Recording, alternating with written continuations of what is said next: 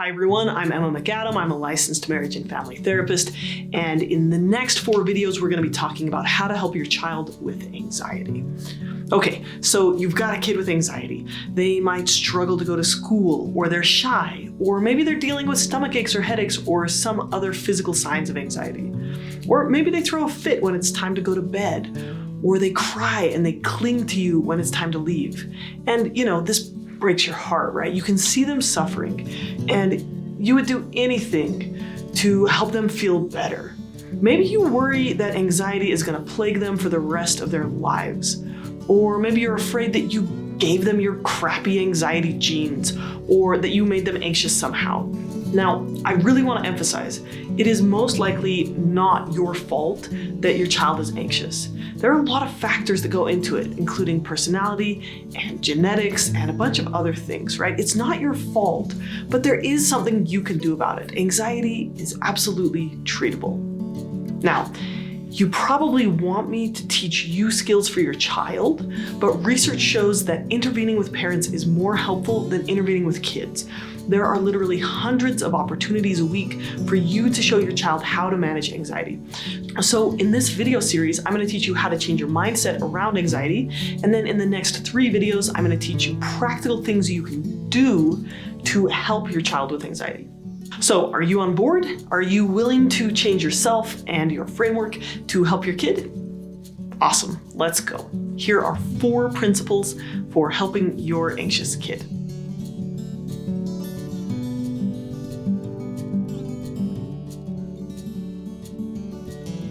Hey, real quick, if you'd like to learn more skills for how to relate to your emotions, how to manage anxiety, how to deal with these situations that come up, please check out my online courses. I've got a bunch that could help you with your kids. One of them is how to process emotions.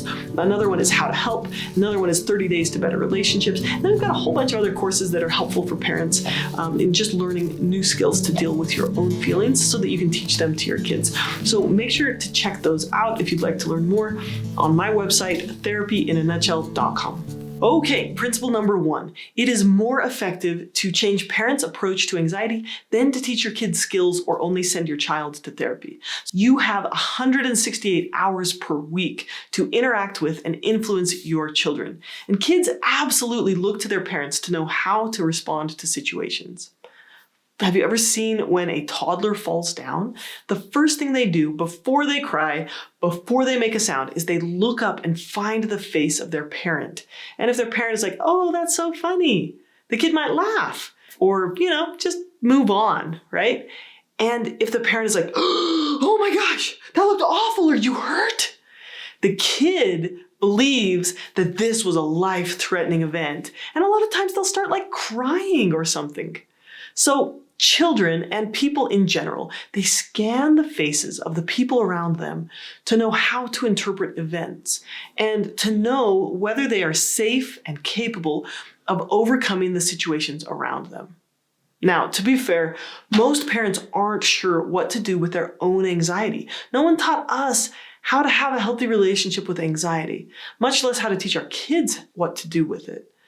And you know that as a parent, everything that your child feels, you feel it double, right? If they're hurt, you hurt. If they're happy, you're happy. And if they're anxious, you feel anxious. Many of us have been taught that it's bad to feel anxious. So we accidentally teach our kids that feeling anxiety is dangerous or bad. That having a feeling itself, just the feeling, is a threat. We subconsciously teach them that anxiety is dangerous, and the media is not helpful, right? There's so many stories out there about how bad anxiety is and how anxious kids are and how mental health is so terrible. And I think this is a little bit of a self-fulfilling prophecy, because the more fear we have around anxiety, the more problems we create around it. So we're going to talk more about that as we go on. So going back to the first mindset with parents, If your child is, let's say, nervous to go into preschool, and you worry that this is going to be really terrible if they're anxious, so then you get really anxious and scared, and then you hesitate to send them to preschool, or you decide not to send them. You send the message to your child that preschool must actually be a dangerous place, and they're going to respond by accentuating the crying and clinging behaviors because they look to you and they see that you feel anxious about it, and then they believe that preschool is actually dangerous. So I'm not saying that you need to be like stone cold, emotionless, and unfeeling with your kids. Quite the opposite. Instead, I want you to model what to do with difficult emotions.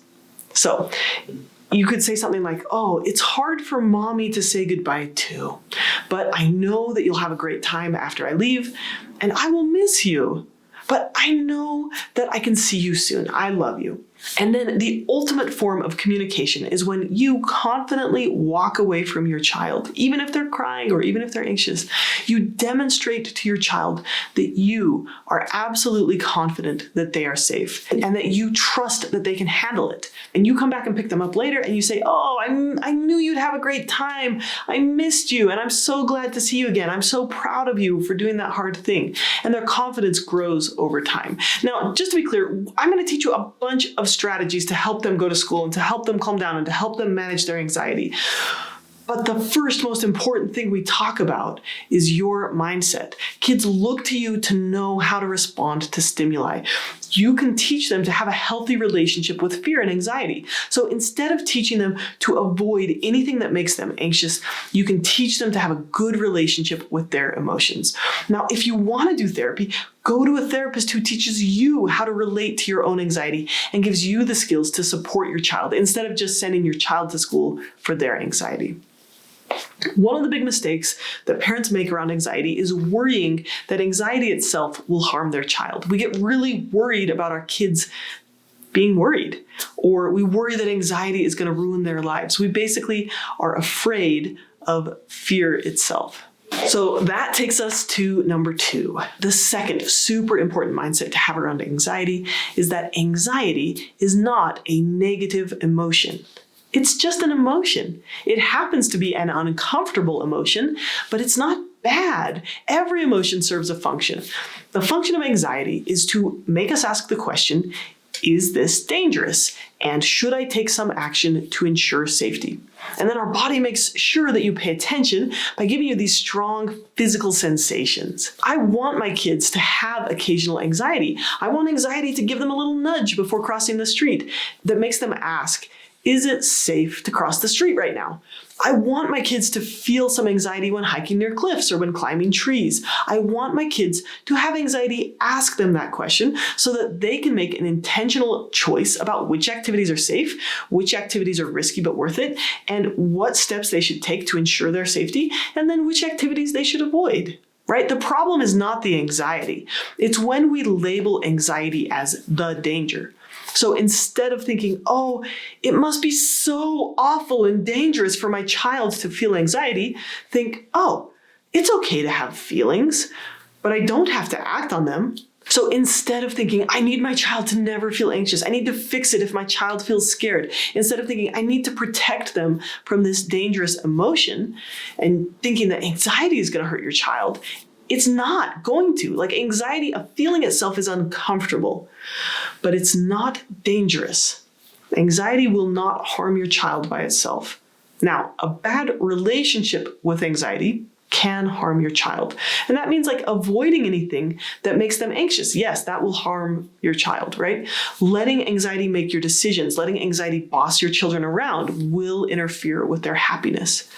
But just feeling anxiety will not harm you. So your tendency when your kid is scared to go to sleep is to help make that anxiety go away by letting them sleep in your bed. Or when they're anxious about meeting new people, it's to like let them avoid that. Oh, you don't have to meet new people. Oh, you don't have to go to that place if it makes you feel anxious, right? But the truth is that like avoiding anxiety and triggers actually makes anxiety worse, not better. They don't learn to be independent. They don't learn the skills to talk with people. And that's more harmful in the long run than a feeling. So instead, your new mindset number 2, is to think, I can handle feeling this emotion, and so can my child. I can make space to feel this and still be okay. So some of the things you might say, and we're going to go like a lot more into this in the second video, are, it's okay to feel a little nervous, honey, but you got this. Oh, this feels scary, huh? Sometimes I feel scared too. What will you choose to do? Or to ask, oh, are you a little worried about what's going to happen today at the doctor's? That's okay. Let's talk about it. So instead of saying like, oh, it's so terrible to feel anxious, say, this is tricky. This feels uncomfortable, huh? Or this looks a little hard for you, but I'm here. We can face this together. And so what you're doing is you're showing them that you're not scared of feelings. When you connect with them, even when they're feeling anxious, instead of you personally trying to escape it by protecting them or enabling them to avoid their feelings, you teach them that they can handle it too, because you're modeling that you can handle your anxiety around their anxiety. When we learn to have a good relationship with our feelings in general, when we get really good at feeling them, then a lot of times these feelings just pass along on their merry way. It's only when we resist or suppress emotions or we give into emotions by avoiding situations that emotions start to control our lives. Dr. Becky Kennedy says, I don't know any kids who grow into adults and say, whew, good thing my parents did everything perfectly because now I never feel any anxiety ever. No, she says, good parents don't prevent their kids from feeling anxiety. They teach their kids how to relate to anxiety, how to interact with anxiety in a healthy way, in a way that gives them more choice and more power in their lives. It teaches them a sense of self-efficacy, a belief in their own resilience. So our goal is to wire our kids to have a resilient relationship with emotions, not to wire our kids to just get rid of anxiety.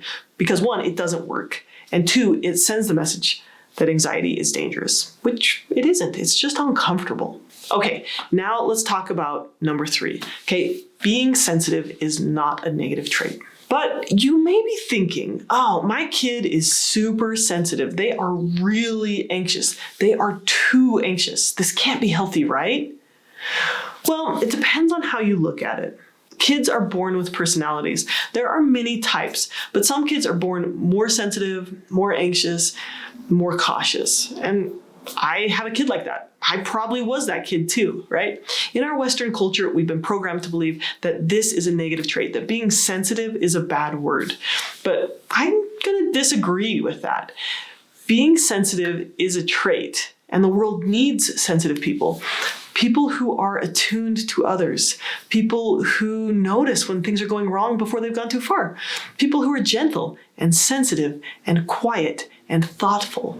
Being sensitive is a gift, not a weakness. And some of the most impactful people in history have been highly sensitive, and that trait helped them change the world for good. I'm going to give 2 examples, Gandhi and Einstein.